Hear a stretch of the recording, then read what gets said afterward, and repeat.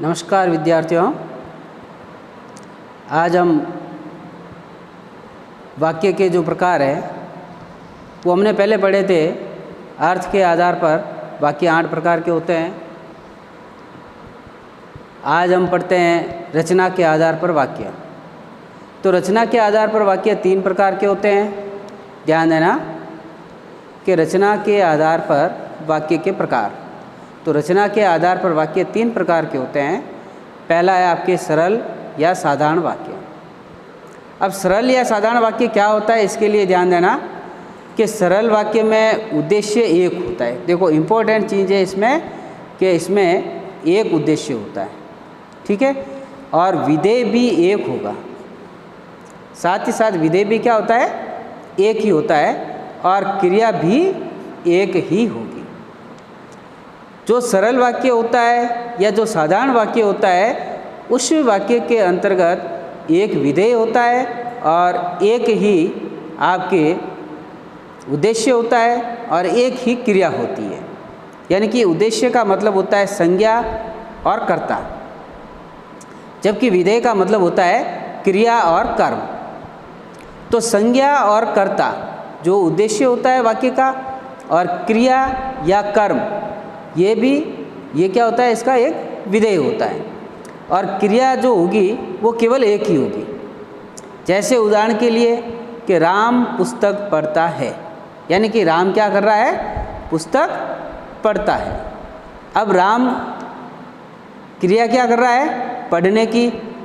पुस्तक क्या है, कर्म, और राम कौन है, कर्ता है, जिसको हम संज्ञा भी कह सकते हैं।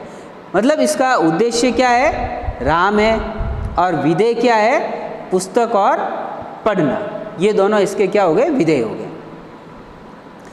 अब इसी वाक्य को हम थोड़ा सा आगे बढ़ाते हैं। उसमें क्या करेंगे अपन, देखो इस वाक्य में क्या है कि जैसे हरि, मोहन और राम धार्मिक पुस्तक पढ़ते हैं। हरि, मोहन और राम धार्मिक पुस्तक पढ़ते हैं, जिसमें हरि, मोहन और राम ये तीनों ही क्या है, इसके उद्देश्य मतलब करता है, और इसको हम संज्ञा भी बोल सकते हैं। आगे देखो कि धार्मिक पुस्तक ये क्या है, इसका कर्म है, और पढ़ना क्या है, इसकी क्रिया। तो हरि, मोहन और राम धार्मिक पुस्तक पढ़ते हैं, ये तो हो गया आपका इसका उद्देश्य, और ये दोनों क्या हो गए, इसके विधेय। क्लियर हो गया यहाँ तक कि हरि, मोहन और राम धार्मिक पुस्तक पढ़ते हैं, जिसमें उद्देश्य है हरि, मोहन और राम, जबकि धार्मिक पुस्तक पढ़ते हैं, ये इसका विधेय हो गया। यहाँ तक आपके क्लियर हो गया होगा कि सरल वाक्य या साधारण वाक्य क्या होता है। कि सरल वाक्य में उद्देश्य एक होता है, विधेय भी एक होता है, और क्रिया भी एक होती है। उद्देश्य के अंतर्गत संज्ञा और कर्ता आते हैं, जबकि विधेय के अंतर्गत आपके क्रिया और कर्म आते हैं। अब अगला है आपके मिश्रित वाक्य, या इसको हम मिश्र वाक्य भी कहते हैं। मिश्रित वाक्य या इसको हम मिश्रित वाक्य भी कहते हैं। मिश्रित वाक्य में देखो ध्यान देना, इम्पोर्टेंट है ये मिश्र वाक्य, हो ध्यान रखना, ये महत्वपूर्ण। सरल वाक्य तो अपन आसानी से समझ सकते हैं कि जहाँ पर एक उद्देश्य होता है, एक विधेय होता है, वो आपका सरल वाक्य। जबकि मिश्र वाक्य के अंतर्गत क्या होगा, सबसे पहली चीज़ कि ये संबंधवाचक सर्वनाम आते हैं। इसमें सबसे पहली मेन चीज़ क्या है कि संबंधवाचक सर्वनाम आएंगे, और ये जो, जिसमें, जिसका, जिसकी, जिन्होंने से जुड़े रहते हैं। यानी कि मिश्र वाक्य जो है वे जो, जिसमें, जिसका, जिसकी, जिन्होंने ऐसे शब्दों से जो है मिलकर बने होते हैं। यानी कि जो भी वाक्य होगा उसमें ये शब्द अवश्य ही आएंगे। इसके अलावा क्योंकि और तो ये भी इसमें आते हैं। ये भी प्रधान है कि क्योंकि और तो ये शब्द भी जो है इसमें जुड़े हुए होते हैं। की भी इसमें जुड़ा होता है। हाँ, आगे देखो कि ये आकांक्षा पूर्ति वाले वाक्य होते हैं। साथ ही साथ ये कैसे होते हैं, आकांक्षा पूर्ति वाले वाक्य भी होते हैं। इसमें प्रधान वाक्य होता है और एक या एक से अधिक आश्रित उपवाक्य होते हैं।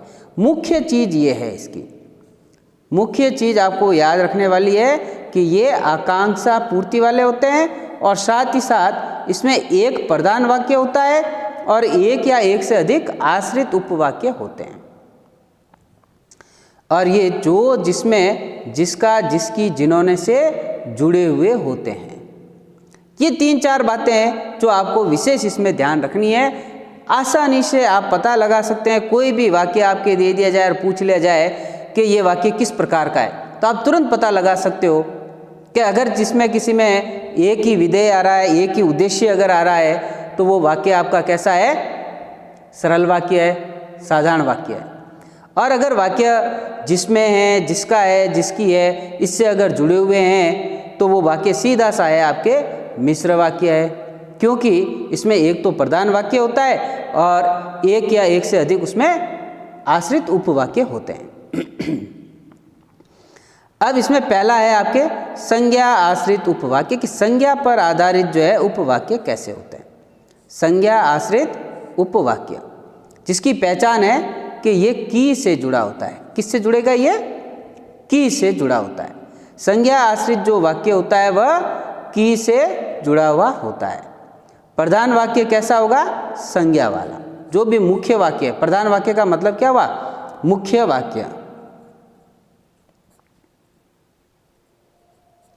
तो ये मुख्य वाक्य जो है वो संज्ञा वाला होता है। जैसे उदाहरण के लिए, राम बोले कि मैं वन जाऊंगा। ध्यान देना कि राम बोले कि मैं वन जाऊंगा। अब यहाँ पर देख लो, ये की आ गया, तो इससे की से हमको पता लग जाता है कि वाक्य कैसा है, मिश्रित वाक्य है। अब ये किस पर आधारित है? कि संज्ञा आधारित है। संज्ञा कौन है? राम। और वाक्य कैसा है? ये प्रधान वाक्य है कि राम बोले, जो क्या है? प्रधान वाक्य है। और इस अब इस पर आधारित, संज्ञा पर आधारित कैसे? मैं वन जाऊंगा। मैं कौन? राम। और राम क्या है? संज्ञा। राम क्या है? संज्ञा। तो ये इस संज्ञा पर आधारित या संज्ञा पर आश्रित उपवाक्य है। मैं वन जाऊंगा जो कि संज्ञा आश्रित उपवाक्य है। इसका प्रधान वाक्य क्या है? राम बोले। और ये जुड़ा हुआ किससे है? की से।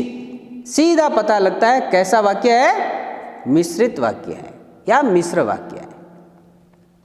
अब इसी को हम आगे बढ़ाते हैं कि राम बोले मैं वन जाऊंगा। अब यहाँ पर हमने इसको इन्वर्टेड कॉमा में लिख दिया, तो यहाँ पर जो की आया था आपके, ये की क्या हो गया? यहाँ पे साइलेंट हो गया। मतलब है लेकिन हमें दिखाई नहीं दे रहा है, ये साइलेंट है। मतलब यही हो रहा है कि राम बोले कि मैं वन जाऊंगा। अब इसको इन्वर्टेड कॉमा में डाल दिया, जहाँ पर की आपके क्या बन गया? साइलेंट है। आ गया समझ में यहाँ पे? अब इसके बाद आता है आपके विशेषण आश्रित उपवाक्य, यानी कि विशेषण पर आश्रित। ये तो था संज्ञा पर आश्रित उपवाक्य। अब विशेषण पर आश्रित उपवाक्य कैसे होते हैं उसमें देखिए कि इसमें सबसे पहली चीज़ यही है कि विशेषण आश्रित जो उपवाक्य होते हैं वो जो और जिसमें, इन दो से जो है जुड़े रहते हैं। ये इसकी मुख्य पहचान है। भाई कभी इतना डीपली पूछते नहीं है, अगर पूछ भी ले तो अपन सीधा पता लगा सकते हैं कि अगर संज्ञा आश्रित उपवाक्य है तो ये इन्वर्टेड कॉमा में आएगा। पहली चीज़ ये, जिसमें की साइलेंट है या की से जुड़ा हुआ कोई वाक्य आ जाए तो वो संज्ञा आश्रित होता है, जिसमें एक प्रधान वाक्य होता है और दूसरा वाक्य जो है संज्ञा पर आधारित होता है। तो ये सीधा पता लगता है कि ये संज्ञा आश्रित उपवाक्य हैं। अब विशेषण आश्रित उपवाक्य क्या होता है कि ये जो और जिसमें जुड़ा होता है। जो और जिसमें, इन दोनों से ये जुड़ा हुआ होता है। इसकी सीधी सी पहचान है ये। अब इसमें प्रधान वाक्य कैसा होगा? संज्ञा वाला ही होगा। इसमें भी प्रधान वाक्य कैसा होगा? संज्ञा वाला। कि वह पेड़ उगाया जो हमने लगाया था। ध्यान देना कि वह पेड़ उगाया जो हमने लगाया था।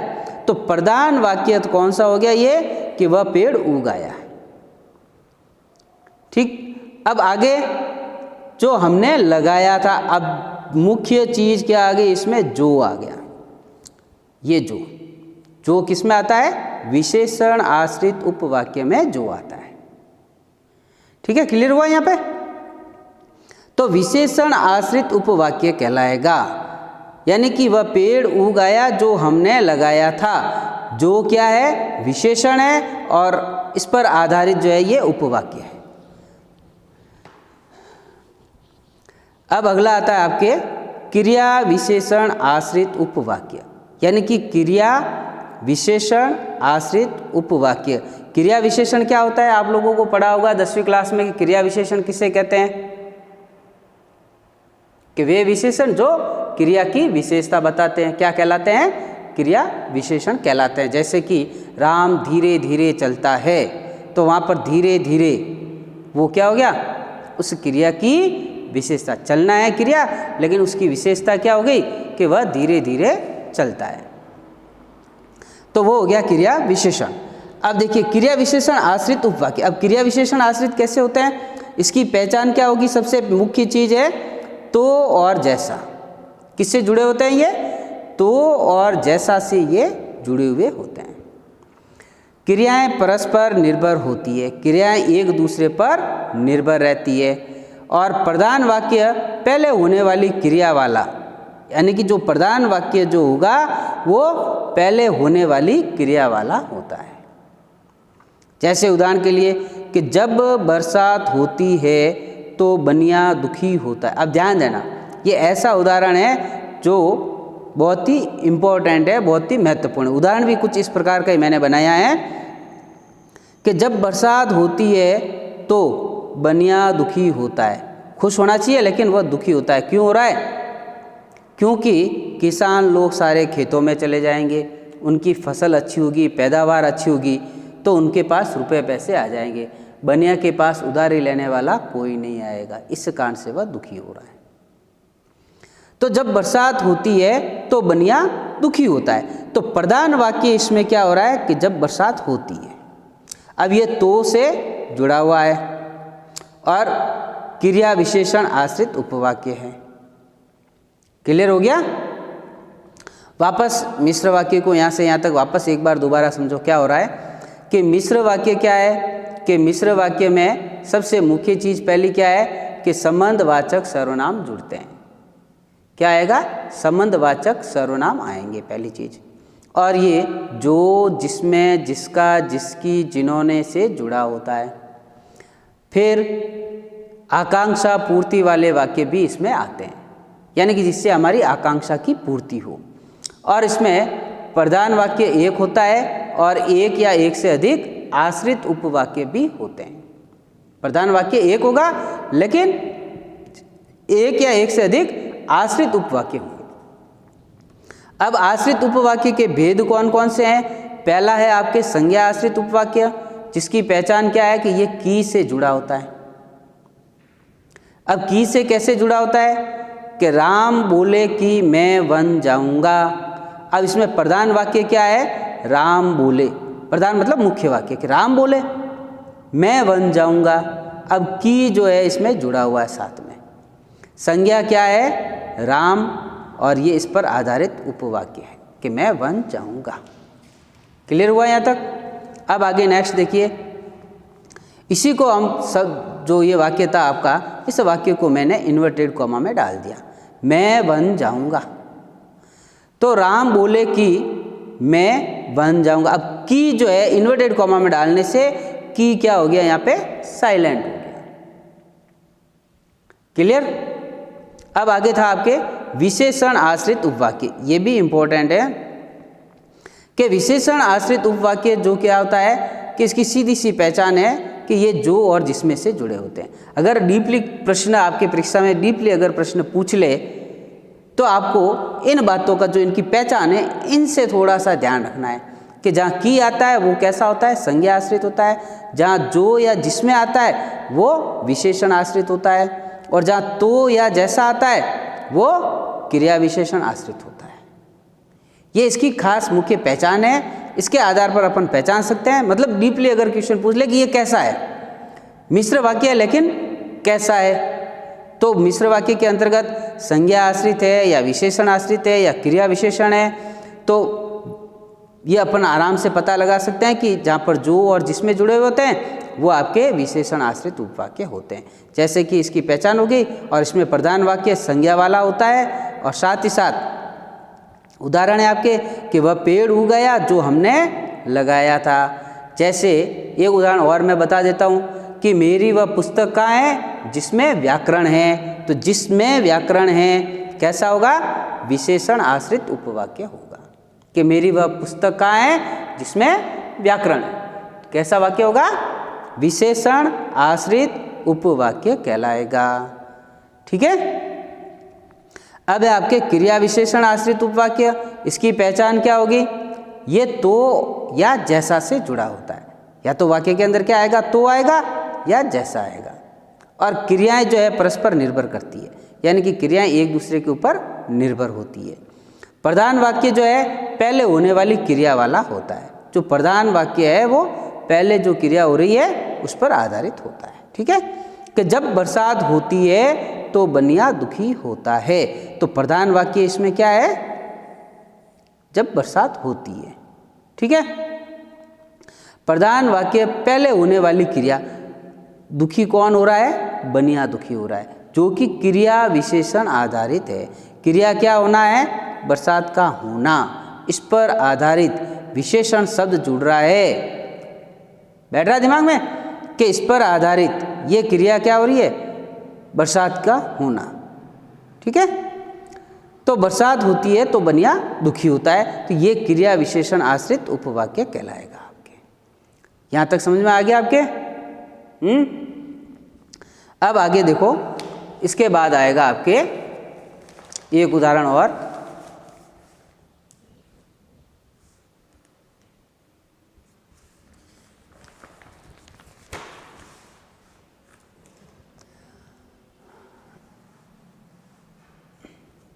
अब देखिए कि उसने वैसा ही किया जैसा उसने कहा गया था, यानी कि उसने वैसा ही किया जैसा उससे कहा गया था। तो क्रिया विशेषण आधारित उपवाक्य आगे आ रहा है और प्रधान वाक्य जो है वो पीछे आ रहा है। कि उसने कहा था, कि उसने जैसा कहा था उसने वैसा ही किया। कि उसने वैसा ही किया जैसा उसने कहा था। अब ये शब्द जो है जैसा, ध्यान दो, ये जैसा शब्द यहाँ मैंने अभी आपको बताया था कि क्रिया विशेषण आधारित जो उपवाक्य होते हैं वो किससे जुड़े होते हैं, तो या जैसा से जुड़ा होता है। तो उसने वैसा ही किया जैसा उससे कहा गया था। तो ये क्रिया विशेषण आश्रित उपवाक्य है कौन सा, कि उसने वैसा ही किया, और प्रधान वाक्य क्या है इसका, कि उससे कहा गया था। कि उससे कहा गया था, उसके आधार पर उसने वैसा ही किया। यहां तक आपके सारा क्लियर हो गया, कोई दिक्कत तो नहीं है इसमें?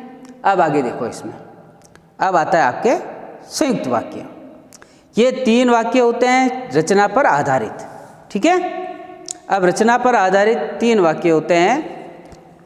पहला था आपके सरल वाक्य, साधारण वाक्य। दूसरा था आपके मिश्रित वाक्य, जिसमें आपने देखा कि मिश्रित वाक्य 3 प्रकार के होते हैं, संज्ञा आश्रित, विशेषण आश्रित और क्रिया विशेषण आश्रित। अब है आपके संयुक्त वाक्य कि संयुक्त वाक्य क्या होता है और ये किससे जुड़े होते हैं, किस प्रकार के होते हैं। तो संयुक्त वाक्य में 2 प्रधान वाक्य होते हैं। ये इंपॉर्टेंट बात ध्यान रखना आपको। साधारण वाक्य में क्या होगा, एक उद्देश्य होता है, एक विधेय होता है। ठीक है। मिश्र वाक्य में क्या था, एक प्रधान वाक्य होता है और उसके बाद जो है उसके आश्रित उपवाक्य होते हैं। जबकि संयुक्त वाक्य में 2 प्रधान वाक्य होते हैं और अधिक आश्रित उपवाक्य होते हैं। इसके अलावा उसमें आश्रित उपवाक्य भी होते हैं। और से वाक्य जुड़ेगा। सबसे पहली चीज, सबसे मुख्य बात क्या है कि ये और से जो है वाक्य जुड़ते हैं। संज्ञा होगी उसमें, क्रिया नहीं होगी। कि क्रिया नहीं होगी, संज्ञा होगी। संयुक्त वाक्य वापस सुनो कि संयुक्त वाक्य में 2 प्रधान वाक्य होंगे और अधिक आश्रित उपवाक्य होंगे। मिश्र वाक्य में क्या था आपके कि एक प्रधान वाक्य होता है और बाकी उस पर आश्रित उपवाक्य होते हैं, जबकि संयुक्त वाक्य में 2 प्रधान वाक्य होंगे और अधिक आश्रित उपवाक्य होंगे। पहले मुख्य चीज इसमें क्या है कि ये और से वाक्य जुड़े हुए होते हैं। किससे जुड़ेंगे? और से, और इसमें संज्ञा होगी, क्रिया नहीं होगी। दूसरा मुख्य बिंदु है इसका, वो क्या है? अल्प विराम आएगा कि या तो और आएगा या क्या आएगा? अल्प विराम से जुड़े हुए होते हैं। या फिर तीसरी चीज़ है इसकी कि अर्ध विराम से जो है ये जुड़े होते हैं। किंतु, परंतु, इसलिए, लेकिन। ध्यान देना, अर्ध विराम भी आ सकता है, किंतु भी आ सकता है, परंतु भी आ सकता है, इसलिए भी आ सकता है और लेकिन भी आ सकता है। इन शब्दों से जो है ये वाक्य जुड़े होते हैं। मिश्र वाक्य में हमने पढ़ा था कि जो, जिसमें, जिसका, जिसकी, इनसे जुड़े होते हैं और ये 3 प्रकार के होते हैं, संज्ञा आश्रित, फिर विशेषण आश्रित और फिर क्रिया विशेषण आश्रित। संज्ञा आश्रित में आपके की से जुड़ा होता है, जबकि विशेषण आश्रित में जो या जिसमें से जुड़ा होता है और क्रिया विशेषण में तो या जैसा से जुड़ा होता है। जबकि संयुक्त वाक्य के अंतर्गत ये और से जुड़े होते हैं या अल्प विराम से जुड़ा हुआ होता है या अर्ध विराम से, या उसकी जगह पर किंतु भी आ सकता है, परंतु भी आ सकता है, इसलिए या लेकिन। इन शब्दों से जो ये जुड़े हुए रहते हैं। अब देखिए, जैसे कि उदाहरण कि हम बनारस गए, क्या आया? अल्प विराम। वहाँ 2 दिन रुके और आम खाकर लौट आए। अब देखो 2 प्रधान वाक्य हो रहे हैं। पहली चीज, हम बनारस गए, वहाँ 2 दिन रुके, फिर किससे जुड़ गया ये?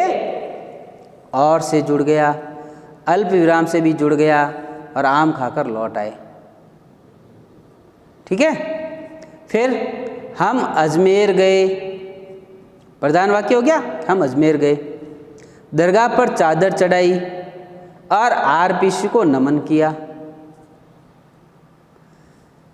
हम अजमेर गए, आरपीएससी देखी और जो चयन प्रक्रिया की महत्वपूर्ण आयोजना है।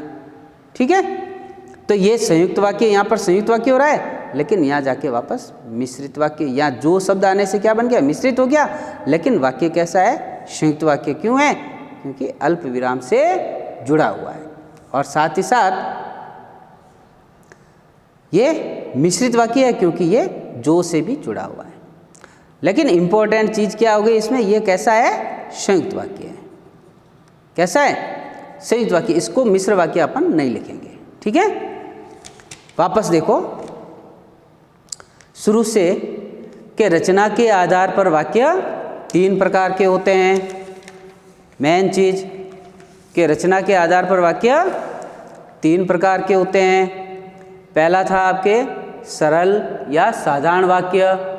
अब सरल और साधारण वाक्य जो है वो क्या होता है कि इसमें उद्देश्य एक होता है और विधेय भी एक ही होता है और साथ ही साथ क्रिया भी एक होगी।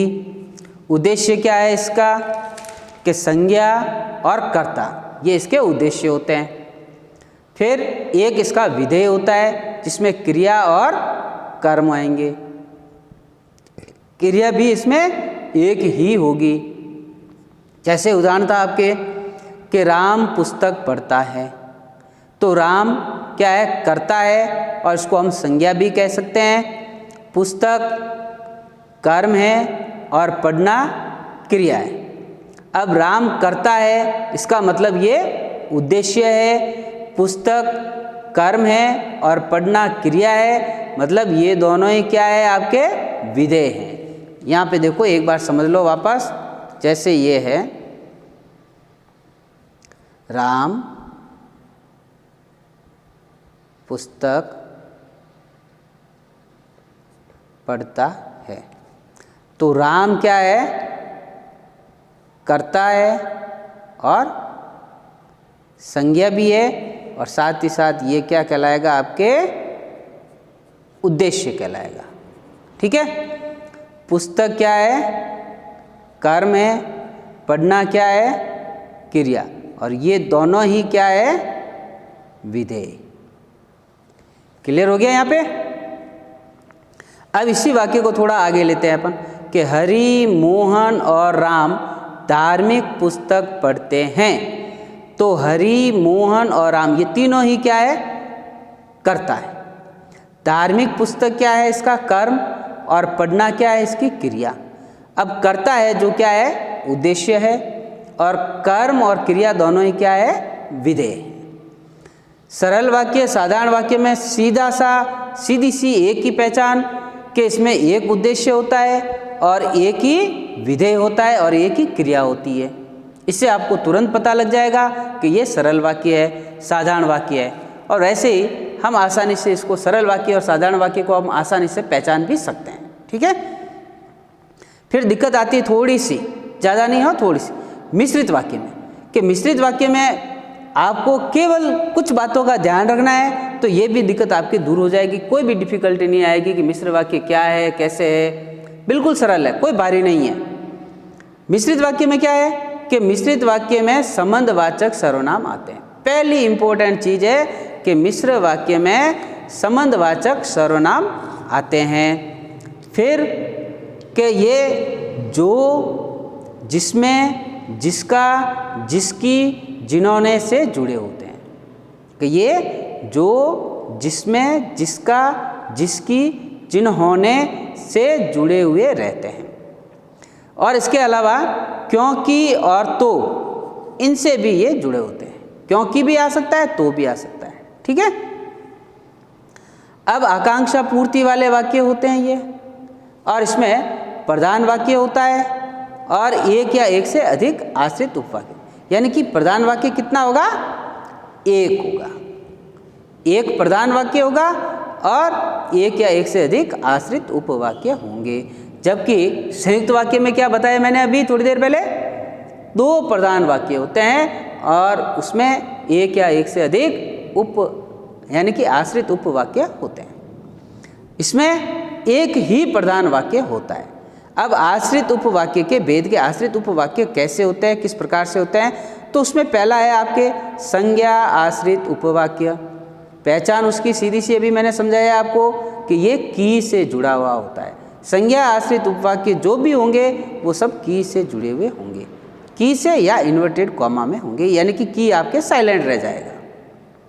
जैसे कि प्रधान वाक्य संज्ञा वाला होता है। मुख्य चीज़ इसकी क्या है कि मुख्य वाक्य जो भी होगा वह कैसा होगा, संज्ञा वाला होगा। जैसे कि उदाहरण के लिए राम बोले कि मैं वन जाऊंगा, तो राम बोले क्या है, प्रधान वाक्य है, और मैं वन जाऊंगा जो कि संज्ञा आश्रित वाक्य है। राम बोले मैं वन जाऊंगा, अब इसमें क्या हो गया, आपके की है वो साइलेंट हो गया। यहाँ पर की आ रहा है लेकिन ये क्या है, साइलेंट है। दूसरा आता है इसमें विशेषण आश्रित उपवाक्य, और विशेषण आश्रित उपवाक्य जो होते हैं वो किससे जुड़े होते हैं, जो और जिसमें से जुड़े होते हैं। कि जो या जिसमें, इनसे ये जो है आश्रित विशेषण आश्रित उपवाक्य जो है वो इससे जुड़े होते हैं, जिसकी पहचान है कि जो और जिसमें। इसमें भी प्रधान वाक्य कैसा होगा, संज्ञा वाला होगा। जैसे उदाहरण के लिए कि वह पेड़ उग गया जो हमने लगाया था। अब जैसे ही जो आया आपने इसको पकड़ लिया, कैसा वाक्य है, मिश्रित वाक्य है। जैसे ही की आया तुरंत पता लगा दिया, कैसा वाक्य है, मिश्रित वाक्य है।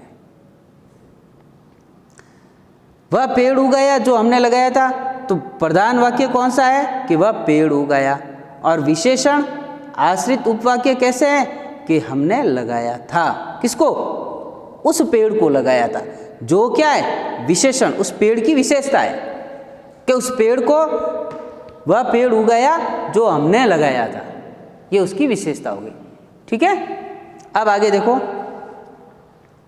कि क्रिया विशेषण आश्रित उपवाक्य। अब क्रिया विशेषण आश्रित उपवाक्य में क्या होगा, इसकी पहचान तो या जैसा, यानी कि जहाँ कहीं पे भी तो आ रहा है वाक्य के अंदर या जैसा आ रहा है, आप तुरंत पता लगा सकते हैं कि वाक्य कैसा है, मिश्रित वाक्य है। अगर इसका प्रकार पूछे कि कैसा है, कौन से प्रकार का है, तो क्या लिखोगे आप, क्रिया विशेषण आश्रित, क्योंकि ये क्रिया विशेषण पर आधारित होता है, जिसमें क्रियाएं परस्पर एक दूसरे पर निर्भर रहती है और प्रधान वाक्य पहले होने वाली क्रिया वाला होता है। जो प्रधान वाक्य होगा वो पहले जो भी क्रिया हो रही है उस पर आधारित होता है। ठीक है, जैसे उदाहरण के लिए कि जब बरसात होती है तो बनिया दुखी होता है, तो प्रधान वाक्य इसमें कौन सा हो गया कि जब बरसात होती है, और क्रिया विशेषण आधारित कैसा होगा, बनिया दुखी होता है, यानी कि बनिया का दुखी होना किस पर निर्भर है, बरसात के होने पर निर्भर है।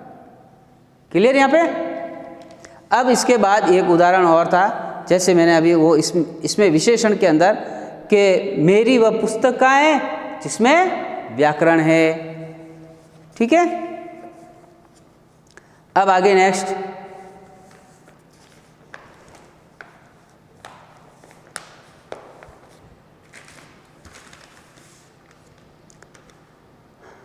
क्रिया विशेषण का एक और उदाहरण कि उसने वैसा ही किया जैसा उससे कहा गया था। तो और ये जैसा शब्द आते ही पता लग जाएगा आपको कि वाक्य कैसा है, मिश्रित वाक्य है। ठीक है, अब आगे सुनिए संयुक्त वाक्य। संयुक्त वाक्य क्या होता है कि संयुक्त वाक्य में दो प्रधान वाक्य होते हैं।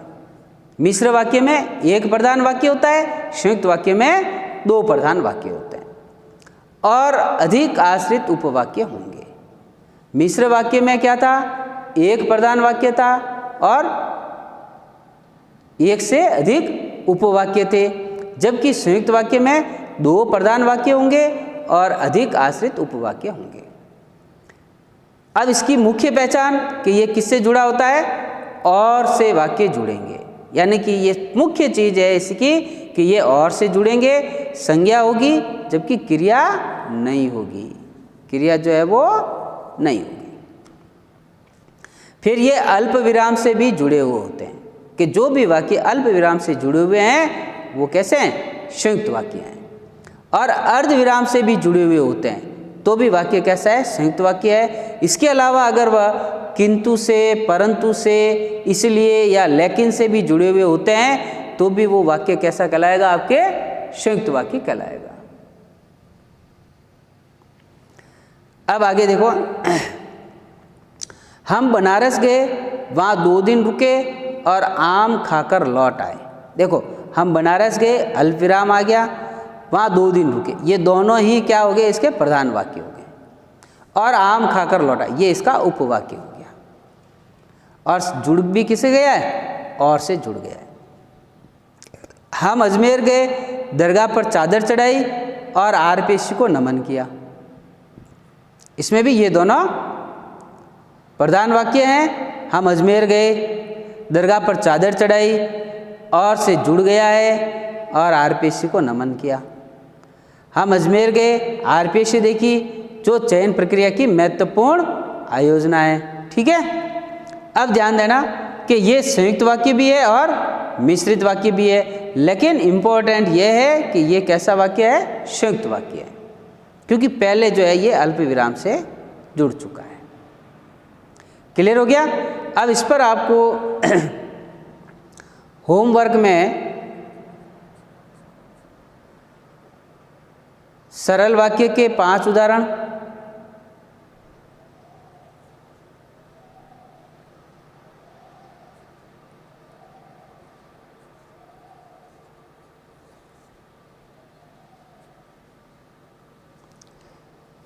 मिश्र वाक्य के 2 उदाहरण, किसमें 3 भाग है मिश्र वाक्य के, तो तीनों के अंदर जो है आपको 2 उदाहरण लिखने हैं, और संयुक्त वाक्य के भी 5 उदाहरण लिखने हैं।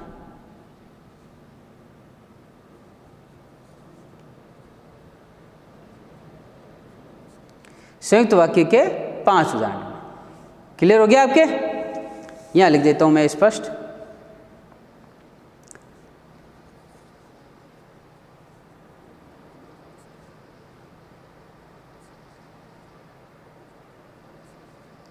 सरल वाक्य के 5 उदाहरण,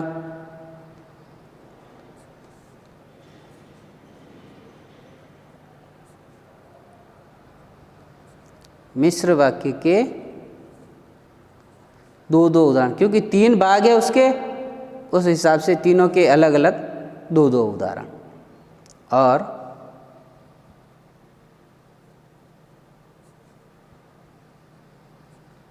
संयुक्त वाक्य के 5 उदाहरण। ये आपको होमवर्क में करने हैं। इसके अलावा आपको ये अच्छी तरह से याद करना है, अपनी कॉपी में सारा नोट करना है, और नोट करने के बाद जो है संडे को वापस अपनी कॉपी जो है इसकी PDF भेजकर चेक करवानी है कि भाई आप लोगों ने होमवर्क किया या नहीं किया। ठीक है, थैंक यू। और अगर इसमें कुछ भी और भी समझ में नहीं आए, और तो जब भी आपके डाउट क्लास लगती है, आपको विद्यालय बुलवाया जाता है, तब आप यहाँ आइए और जो भी डाउट्स आपके मन में हैं उस डाउट्स को आप क्लियर कीजिए, ताकि आगे आपके कोई प्रॉब्लम नहीं आए। और ये थे आपके वाक्य के जो अर्थ के आधार पर वाक्य भेद थे, उसको अगर दोबारा समझना है तो 5 मिनट के लिए मैं आपको ये पूरा समझा देता हूँ दोबारा एक बार, ताकि अर्थ के आधार वाले भी आपके एक बार क्लियर हो जाए, ये वाक्य आपके कंप्लीट हो जाएगा। ठीक है, जैसे कि वाक्य का था कि इसके 2 अंग होते हैं, उद्देश्य और विधेय। उद्देश्य के अंतर्गत आपके संज्ञा और कर्ता आते हैं, विधेय के अंतर्गत आपकी क्रिया और कर्म आते हैं। जैसे कि उदाहरण दे रखा था कि विराट क्रिकेट खेलता है, तो विराट क्रिकेट खेलता है, पता है आपको? तो विराट क्या है? कर्ता है, और क्रिकेट और खेलना, ये दोनों ही क्या है इसका? क्रिकेट है कर्म, और क्रिया है आपके खेलने की। तो विराट इसका उद्देश्य हो गया और ये इसका विधेय हो गया। इसके बाद ये क्रिया का और उद्देश्य का, क्रिया का और कर्ता जो भी है उनका विस्तार किया गया है, कुछ नहीं है आगे। फिर आगे देखो इसकी वाक्य की विशेषता। विशेषता के अंदर इम्पोर्टेंट है ये इसके वाक्य की विशेषता क्या होती है, और ये इसके वाक्य की जो अंग है ये भी काफ़ी आपके इम्पोर्टेंट है, वाक्य के अंग, जिसमें उद्देश्य और विधेय 2 चीज़ें आती है। ठीक है, अब वाक्य की विशेषता में 3 चीज़ें होती है, एक तो उसकी योग्यता होती है, एक आकांक्षा पूर्ति होती है, और एक आसक्ति होती है। तो योग्यता के अंतर्गत पहला है आपके कि व्याकरण की योग्यता होनी चाहिए और प्रचलन की योग्यता होती है। जैसे कि राम ने रावण को मारा, ये तो है योग्यता जो कई सदियों से चली आ रही है। अगर अपन इसको उल्टा कर दें कि रावण ने राम को मारा, तो ये ऐसा प्रचलन में नहीं है। तो वाक्य आपका शुद्ध वाक्य क्या कहलाएगा आपके? कि राम ने रावण को मारा।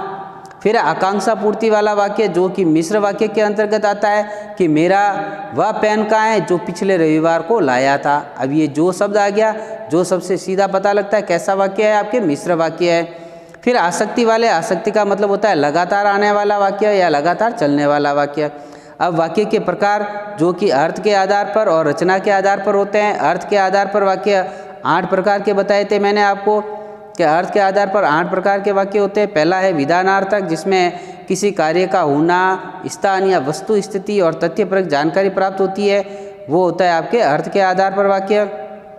जैसे उदाहरण के लिए, मैंने खाना खा लिया, वह जोधपुर जा रहा है, मैं क्रिकेट खेलता हूँ, जिससे हमें तथ्यपरक जानकारी प्राप्त हो रही है। इसी आधार पर हम इसको कह सकते हैं कि ये वाक्य कैसा है? विधानार्थक वाक्य है। फिर निषेधार्थक, निषेध का वैसे अर्थ सीधा यही होता है नहीं, यानी कि इसकी पहचान ही क्या है? नहीं, यानी कि वाक्य के अंतर्गत जहाँ कहीं पे भी आपके नहीं शब्द आएगा, निषेध आएगा, तो वाक्य कैसा होगा? निषेधार्थक होगा। जैसे कि मैं क्रिकेट नहीं खेलता हूँ, वह जोधपुर नहीं जा रहा है, ये वाक्य कैसा कहलाएगा? आपके निषेधार्थक कहलाएगा। ये सारा रिवीजन चल रहा है आपके, ठीक है? एक बार पुनः दोबारा जो है देख लो आप, ताकि आपको क्लियर हो जाए, वाक्य पूरे हो जाएगा। फिर है आपके तीसरा था प्रश्नार्थक। प्रश्नार्थक के अंदर आपकी सीधी सी पहचान है कि कौन, क्या, कब, क्यों, कहाँ, ये सारे जो प्रश्नवाचक सूचक जो भी शब्द आते हैं, वाक्य आते हैं, वो आपके प्रश्नार्थक होते हैं। कि जैसे कि वाक्य के अंदर कौन है, क्या है, ये आते हैं, तो वाक्य कैसा होगा? प्रश्नार्थक होगा। बाहर कौन आया, तो ये कैसा है? प्रश्नार्थक वाक्य है। पूछा गया है प्रश्न कि बाहर कौन आया, तुम क्या कर रहे हो, प्रश्न पूछा जा रहा है, तो यानी कि कौन और क्या, इससे पता लग जाता है कि वाक्य कैसा है, प्रश्नार्थक है। फिर आता है आपके आज्ञार्थक। आज्ञार्थक के अंदर सीधा सा पहचान यही है कि क्रिया के साथ में ओ आएगा। क्रिया के साथ में क्या लगेगा, ओ, यानी कि वाक्य में जहाँ कहीं भी आदेश, आज्ञा, आज्ञा का मतलब क्या होता है, आदेश, जहाँ कहीं भी वाक्य के अंदर आज्ञा दी जाती है, आदेश दिया जाता है और क्रिया के साथ ओ आता है, तो वाक्य कैसा होगा, आपके आज्ञार्थक होगा। जैसे कि यहाँ शोर मत करो, बाहर जाओ, आज्ञा दे दी बाहर जाने की, पानी का गिलास लाओ, ये भी कैसा हो गया, आज्ञार्थक हो गया। फिर आता है आपके संकेतार्थक। संकेतार्थक के अंतर्गत आपके क्या है, यदि या तो, यानी कि यदि और तो अगर वाक्य के अंतर्गत आते हैं तो वाक्य कैसा होगा, आपके संकेतार्थक होगा। ठीक है, जहाँ वाक्य में यदि और तो आए तो वाक्य संकेतार्थक होता है। यदि पिछले वर्ष मेहनत की होती तो मैं व्याख्याता बन जाता।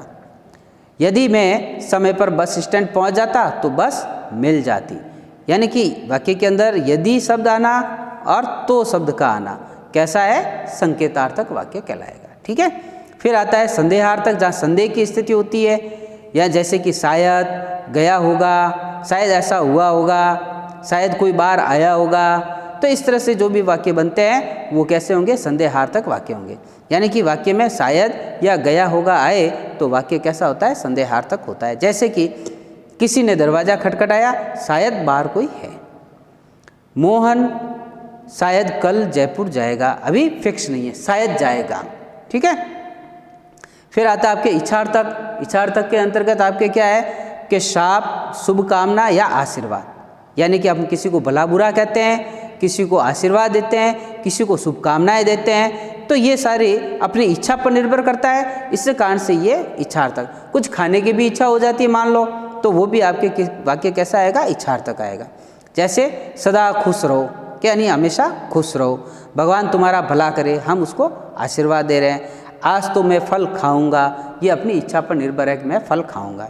फिर है विस्मयार्थक, जहाँ आश्चर्य वाली स्थिति आती है, जहाँ विस्मय होता है, जैसे कि अरे, वाह, ये सारी चीज़ें जो है किस में आएगी, विस्मयार्थक के अंतर्गत आ जाएगी। कि जहाँ वाक्य में विस्मयादि बोधक चिन्ह आता है, जैसे कि वाह, अरे, ये शब्द अगर आ जाते हैं तो वाक्य कैसा होगा, विस्मयार्थक होगा। कि वाह कितना सुंदर बगीचा है। तो इस तरह से ये वाक्य जो थे आपके अर्थ के आधार पर 8 प्रकार के वाक्य होते हैं। और फिर है आपकी रचना के आधार पर, जो हमने अभी पढ़े हैं कि रचना के आधार पर वाक्य आपके 3 प्रकार के होते हैं, सरल वाक्य या साधारण वाक्य, मिश्रित वाक्य, और तीसरा था आपके संयुक्त वाक्य। कोई भी चीज़ समझ में नहीं आए तो उसको नोट कर लेना। नोट करने के बाद जब भी आपकी डाउट क्लास लगती है, आप डाउट क्लास में आके अवश्य पूछ लेना, आपका समाधान हो जाएगा समस्या का। Thank you.